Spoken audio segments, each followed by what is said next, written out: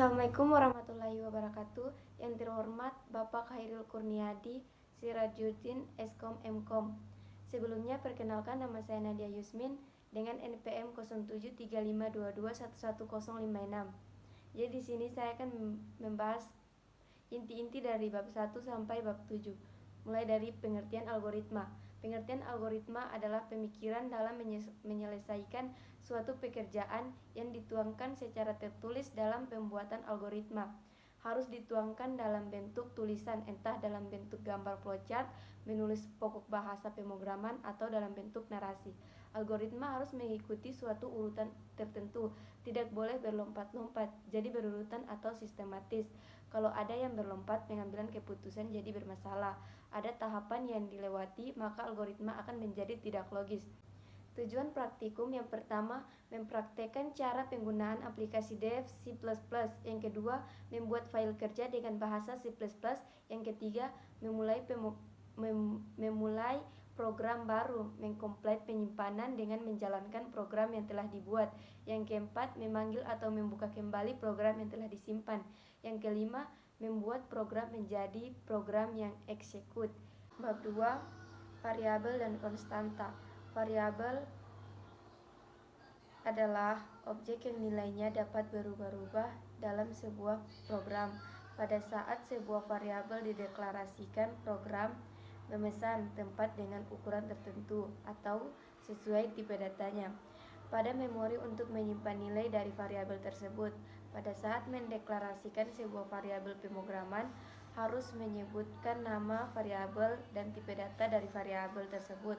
Berbeda dengan konstanta yang nilainya tetap dan tidak bisa diubah-ubah. Konstanta bersifat konstan atau tetap, artinya nilai dari konstanta di dalam program tidak dapat diubah atau bersifat tetap. Konstanta juga sering dianggap sebagai variabel dengan nilainya tetap atau tidak dapat diubah-ubah. Bab 3, struktur dasar algoritma.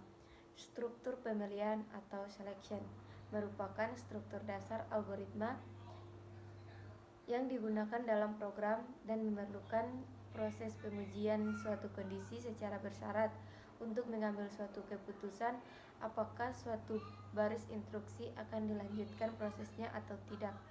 Selain itu, pengujian kondisi secara bersyarat ini juga memiliki fungsi untuk memilih salah satu dari beberapa alternatif yang disediakan.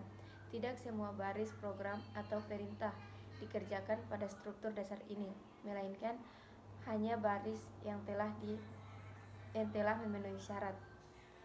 Bab 4, array ialah kumpulan variabel yang mempunyai tipe data yang sama serta dinyatakan menggunakan nama yang sama, di mana setiap elemen yang diakses dengan membedakan indeks array-nya.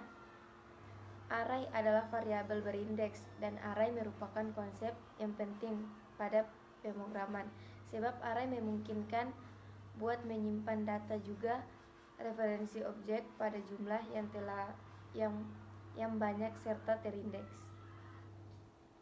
Bab 5, pointer adalah sebuah variabel atau objek yang menunjukkan ke variabel atau objek lainnya.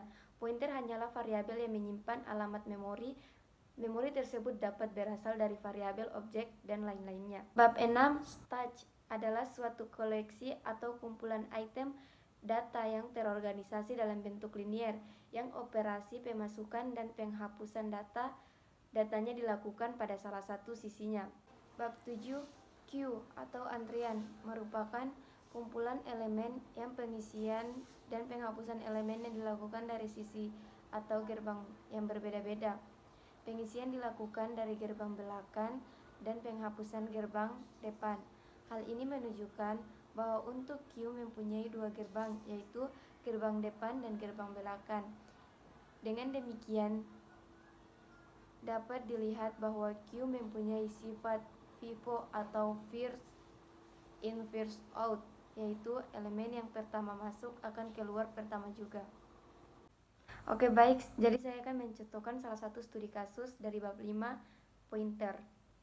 Jadi ini adalah salah satu contoh studi kasus yang saya akan jelaskan sedikit penjelasan dari flowchart ini.